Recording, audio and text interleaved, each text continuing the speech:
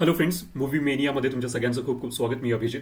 आपण आज बघणार आहोत राजा शिवाजी महाराजावरती बनलेला मूवी, जो की 1 मे 2026ला रिलीज झाला. याचे डायरेक्टर आणि प्रोड्युसर आणि ऍक्टर याच्यामध्ये जे आहे ते रितेश देशमुख आहे. त्यांचा हा जो मूवी आहे तो चांगल्या पद्धतीने मार्केटमध्ये सध्या चालू आहे आणि खूप त्याच्यामध्ये जर बघितलं गेलं तर म्युझिक खूप सुंदर आहे. तिथे अजय अतुल यांचं म्युझिक आहे. बऱ्याच गोष्टी तुम्हाला इथे बॅकग्राऊंड स्कोर खूप चांगला तिथे पद्धतीने हँडल केल्या गेला आहे. अजय अतुलचं म्युझिक म्हटलं तर तुम्हाला एक गोष्ट बघायला नक्कीच आवडेल की म्हणजे भरपूर प्रकारचे इन्स्ट्रुमेंट तुम्हाला ऐकायला मिळेल या मूवीमध्ये.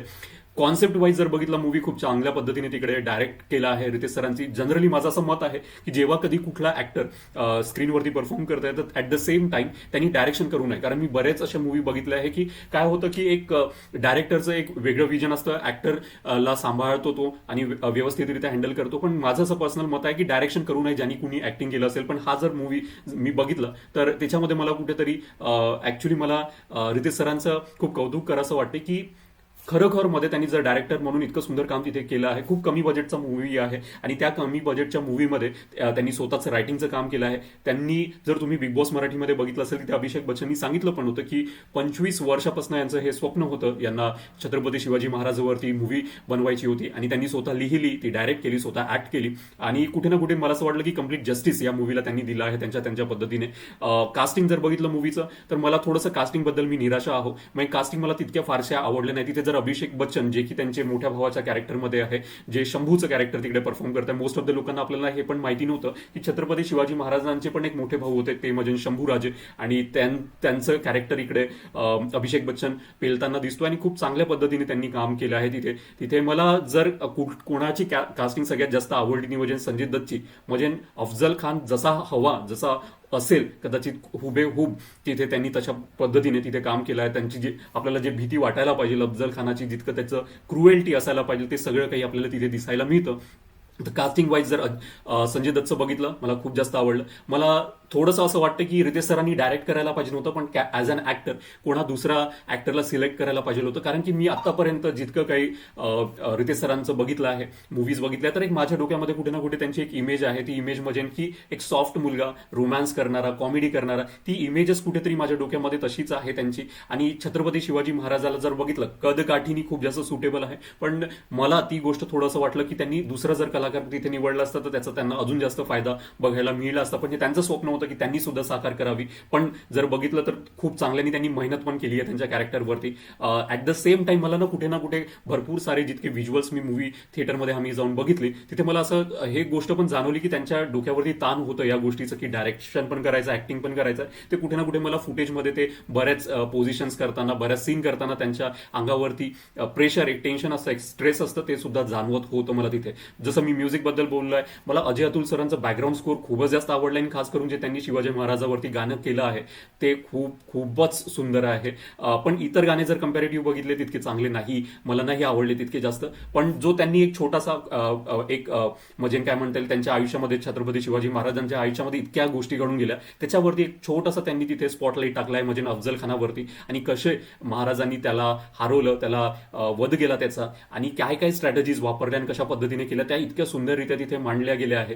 जर तुम्ही बघितलं नसेल तर तुम्ही नक्की ही मूवी जाऊन बघा. It's a one time watch movie, तुम्हाला नक्की आवडेल. मोस्ट ऑफ द लोकांचं काय होतं की त्यांनी छावा बघितलाय, 2-3दा छावा बघितलाय, तर तुमच्या डोक्यामध्ये एक कल्पना असणार की अशाच प्रकारे आपल्याला छत्रपती शिवाजी महाराज असेल किंवा शंभूराजे असेल त्यांना तशा याच्यामध्ये बघायला मिळतं. पण या मूवीमध्ये पण बऱ्यापैकी जस्टिस केलाय. कपडे बघितले, कॉस्ट्युम्स बघितले, खूपच सुंदर, सेट्स बघितले खूप सुंदर, स्ट्रॅटेजी जे आखल्या त्यांना म्हणजे युद्धामध्ये त्या खूप चांगल्या, आणि जे फायटिंग आणि ऍक्शन सीन होते त्या खूपच म्हणजे हायएस्ट लेवलच्या तिथे आपल्याला बघायला मिळतं. बऱ्यापैकी तिथे म्हणजे ऍज अ डेब्युटन तुम्ही ऍज अ डायरेक्टर म्हणून जेव्हा इकडे परफॉर्म करताय, तर मला नक्कीच म्हणायचं की रितेश सरांनी खूप म्हणजे लाईक 5 आउट ऑफ 5 जर त्यांना डायरेक्शनसाठी म्हटलं तर नक्कीच मी देईल. खूप चांगल्या पद्धतीने तिथे डायरेक्ट केली आहे मूवी. आणि दुसरी गोष्ट म्हणजे त्यांनी त्यांच्या मुलांना सुद्धा या मूवीमध्ये घेतलं, त्यांनी त्यांच्या भावांना घेतलं आहे.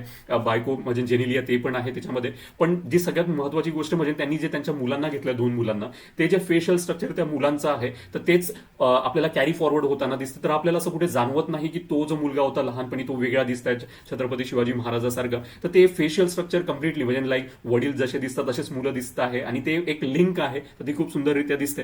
या सगळ्या गोष्टी जर बघितलं तर मला मूवी खूप जास्त एंटरटेनिंग वाटला आणि मजा पण आली बघायला.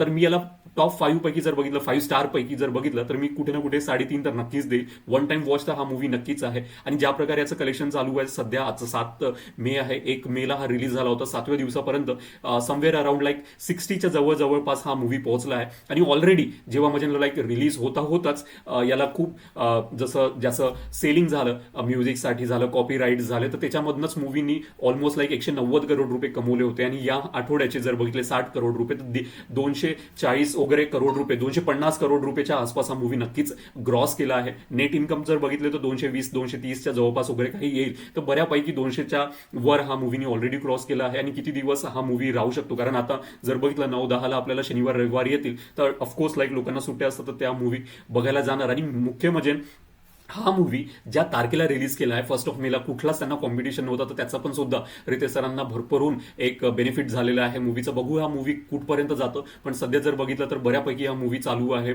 थिएटरमध्ये आणि भरभरून लोक इकडे जाताना दिसत आहे. वन टाइम वॉच नक्कीच आहे आणि मी म्हणेल की तुम्ही पण जाऊन बघा आणि नक्कीच तुम्हाला आवडेल.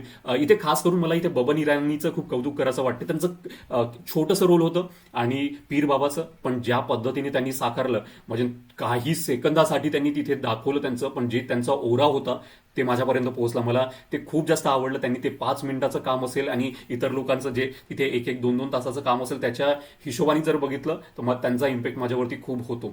आणि जी तिथे आपल्याला भरपूर काही तिथे मराठी ऍक्टर्स लोक पण दिसले, त्यांनी खूप चांगल्या पद्धतीने तिथे काम करताना दिसले, त्यांचं पण खूप खूप जास्त कौतुक म्हणावं लागेल. आणि ज्या प्रकारे त्यावेळेस म्हणजे लाईक काय काय गोष्टी, काय काय सामग्री व्हायच्या, काय काय हथियार व्हायचे, कॉस्ट्युम्स कसे घालायचे, ते खूप खूप सुंदररित्या तिथे मांडल्या गेल्या. म्हणजे डिटेलिंग ज्याला म्हणतो ना, ते आपल्याला स्क्रीनवरती इझिली विजिबल आहे. तर नक्की तुम्ही जाऊन बघा. तुम्ही या विकेंडला राजा शिवाजी म्हणून मूवी रितेश सरांचा तुम्हाला नक्की आवडेल. यासाठी मी इथेच थांबतो आणि बघूया काय काय कलेक्शन हा मूवी घेऊन येतो आहे.